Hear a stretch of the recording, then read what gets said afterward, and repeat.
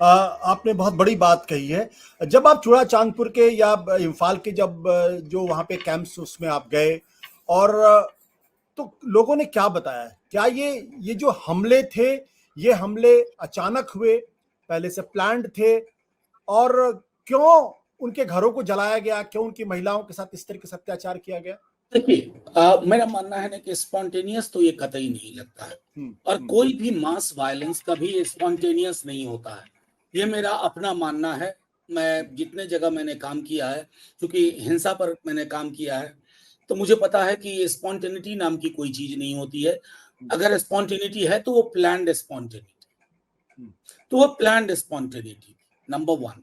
Number 2, महिलाओं के ऊपर जिस तरह की विभत्स घटना हुई और दोनों समुदाय में हुई। कुछ विजुअल्स हमने देखे हैं जो कुकी समुदाय के थे, लेकिन उस तरह के की घटनाओं का जिक्र वहां भी होता है। असल में क्या हुआ ना कि इसमें विमेन को एक टेरिटरी की तरह एक सिंबलाइज किया गया। तो एक समुदाय को लगा कि उस टेरिटरी पे झंडा गाड़ना है या उसको विक्टर की तरह देखना है। दूसरे समुदाय ने भी यही किया। मेरी दिक्कत इस बात की नहीं, हमारी दिक्कत है। हमारी दिक्कत सबसे बड़ी बात इस बात की है कि सरकार को इनपुट था, इनपुट के अलावा, इनपुट के बावजूद अगर सरकार ने 4 कदम नहीं लिए, इसका मतलब क्या आप इंतजार कर रहे थे कि हालात इस स्तर तक पहुंच जाए? अगर सरकार कहती है कि उसके पास इनपुट नहीं है तो यह ज्यादा चिंता का विषय है, और अगर सरकार कहती है इनपुट था तो आप सोए हुए क्यों थे? आपने कौन सा एक्शन लिया? आज की आप सुप्रीम कोर्ट की टिप्पणी देखिए। मैंने खुद राज्यसभा में कहा था, ये जो व्हाट अबाउट भी है कि यहां भी होता है, वहां भी होता है, वहां मानता हूं आपको मध्य प्रदेश में ऐसी घटना मिलेगी, छत्तीसगढ़ में, राजस्थान में, बंगाल में। क्राइम अगेंस्ट वुमेन हमारे समाज की एक क्रूर हकीकत है, लेकिन crime against women with genocidal intent ये मणिपुर में हो रहा है। और कमोबेश आज सर्वोच्च न्यायालय ने यही बात कही। मैंने सदन में ये बात रखा क्योंकि रिकॉर्ड में जाए, क्योंकि आप तराजू लेकर के नहीं बैठ जाइएगा कि वहां हो रहा है इसलिए इस पर चर्चा नहीं होगी, उस पर ही वहां की रियलिटी है। आप कह रहे थे कि लोग क्या कहना, मैं एक लाइन में बोलूंगा, आप सुन ही नहीं पाएंगे। एक तरह की कहानियां अनबेरेबल है, उनके साथ बात करके सहज रह जाना। इसलिए मैंने कहा कि मणिपुर से आने के बावजूद भी मैं ये नहीं कह सकता हूं I am back from Manipur. There is a Manipur in me. ये जाएगा नहीं, ये किसी के जहन से नहीं जाएगा जो नहीं भी गया मणिपुर। ये हमारे आपके जहन में वो जो विजुअल्स, जो वीडियो हमने देखे हैं, कभी भी एक सभ्य समाज, एक देश के रूप में क्या हम ये कह सकते हैं कि इन विजुअल्स के बावजूद हमें दुनिया की लार्जेस्ट डेमोक्रेसी कहिए ना? मैं तो नहीं मानता। और मैं आपको ये भी कहूं कि भाजपा के लोगों को भी आप कोरस करवा करके पार्लियामेंट में कितनों भी हंगामा करवा ले, at the heart they also know कि जो हुआ है वो हमारे ऊपर एक ऐसा धब्बा है। विदेशों में चर्चा हो रही है, फॉरेन पार्लियामेंट्स में हो रही है, और हमारी पार्लियामेंट में चर्चा नहीं होगी। व्हाट अबाउट रही होगी कि राजस्थान पे भी करो, छत्तीसगढ़ पे भी करो, तब मणिपुर पे बात होगी। आप सोचिए कि मणिपुर की उन महिलाओं को क्या लग रहा होगा। मैं सिर्फ ये चाहता हूं कि हमको अपना लेंस बदलना होगा, और हमारे आपसे ज्यादा सरकार को अपना लेंस बदलना होगा।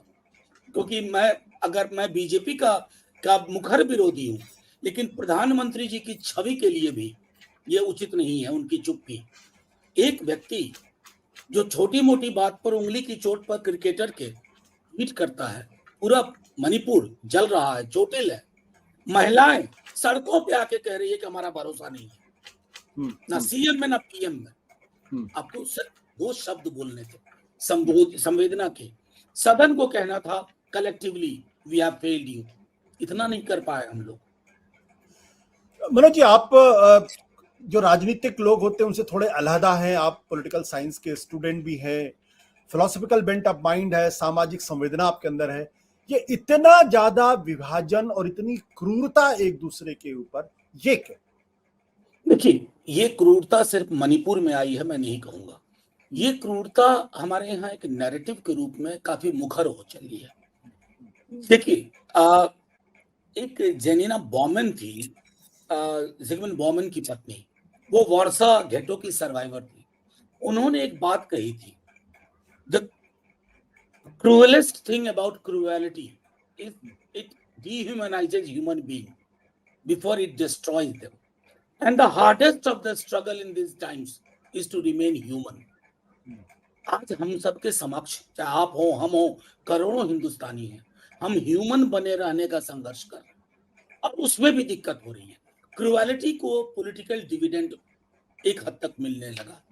आज की मैं घटना का जिक्र करता हूं, क्योंकि ज्यादा जानकारी नहीं है, कि एक व्यक्ति हैं आरपीएफ के, उन्होंने 3 पैसेंजर्स को दिल्ली मुंबई ट्रेन में मार दिया, एक अपने सुपीरियर को भी मार दिया। 3 मुसलमान, एक आदिवासी समुदाय के थे, और उसने कहा कि देश में रहना है तो मोदी योगी कहना होगा। मैं इसको सिर्फ ये नहीं कह सकता कि मानसिक रूप से बीमार होंगे, कुछ उनके अंदर दिक्कत होगी। मेरा मानना है कि देश के इकोसिस्टम में कुछ ऐसे लक्षण आ गए हैं जिसको फौरी तौर पे अगर हम दुरुस्त नहीं करेंगे तो ये बीमारी, इस प्रकार की क्रूरता नॉर्मलाइज हो रही है। कितना आसान है किसी वेंडर को पीट देना, कहना ये मुसलमान है, कितना आसान है। कितना आसान है ये कह देना उसके मुंह पे पेशाब कर दो। क्या होता है, 2-4 दिन मीडिया में चलता है, लेकिन इसकी नॉर्मलाइजेशन का ये आलम है। आज से 10 वर्ष पूर्व अगर हम इस तरह के विजुअल्स देखते ना, दिखाते नहीं, सिर्फ सजा की मांग करते और उसको सजा होती। आज उनके पक्ष में भी लोग खड़े हो रहे। बट मनोज जी, ना हम लोग नॉर्थ इंडिया में है तो नॉर्थ इंडिया के बारे में माना जाता है कि यहाँ पर इस तरीके का माहौल हुआ, लेकिन नॉर्थ ईस्ट में भी ये चीज, जो बात आप कह रहे हैं वो तो बहुत ही हैरत अंगेज बात है। वहां भी 2 समुदायों के बीच में इस कदर नफरत, ट्रिगर पॉइंट क्या हुआ, क्या चीज आपको नजर आई अचानक? आशुतोष जी, मैंने कहा ना कि बास्केट ऑफ इश्यूज हैं, हिस्टोरिकल हैं। क्योंकि देखिए, ऐतिहासिक रूप से अगर आप डिफरेंसेस ढूंढेंगे तो हिंदुस्तान में हर समुदाय को, आज ही लोग कहते हैं ना कि फलानी जगह मस्जिद थी, पहले मंदिर था। ये भी देख सकते हैं कि बौद्ध स्तूप कहाँ गायब हो गए। हम तो बौद्ध धर्म के जन्म स्थान रहे हैं इस देश में। मेरा कहना है कि हिस्ट्री में विसंगति के बहुत लक्षण आपको मिलेंगे, but we have learned to leave that aside. हमने एक आधुनिक हिंदुस्तान बनाने की कोशिश की। तमाम जो आप नॉर्थ इंडिया में कह रहे हैं, ये प्रयोग करने की कोशिश हुई, मणिपुर में भी एक मेजॉरिटेरियन थ्रस्ट की, लेकिन मैं यकीन के साथ कहूं कि जो संभवतः 2002 में गुजरात में शायद वो सफल रहे, मैं उसमें जाना नहीं चाहता, लेकिन मणिपुर में वो कोशिश असफल हो गई है।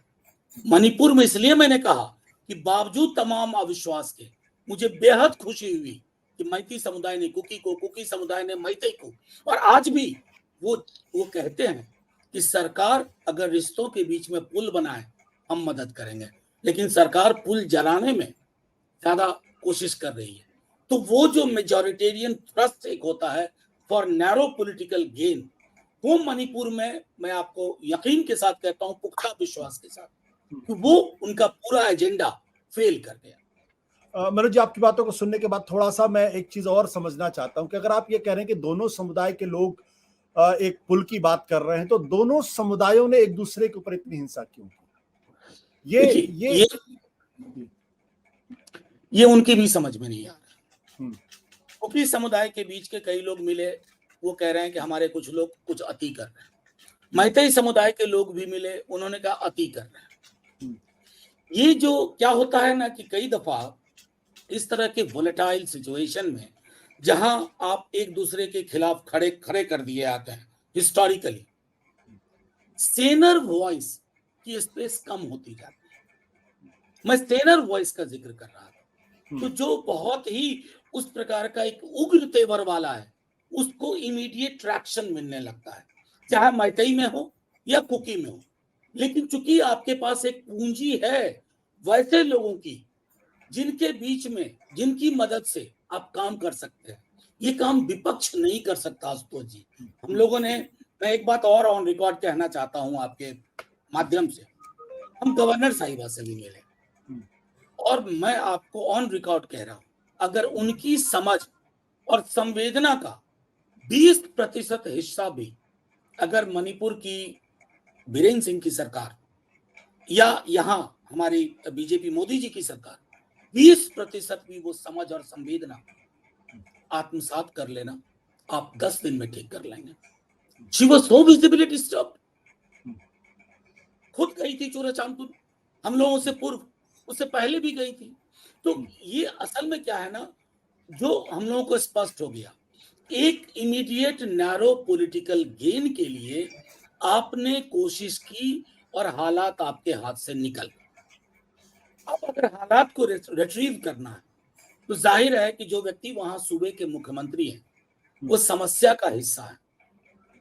भगवान के लिए उन्हें समाधान का हिस्सा मत बनाइए, वो समाधान नहीं दे पाएंगे, चाहे कुकी हो या मैतई हो।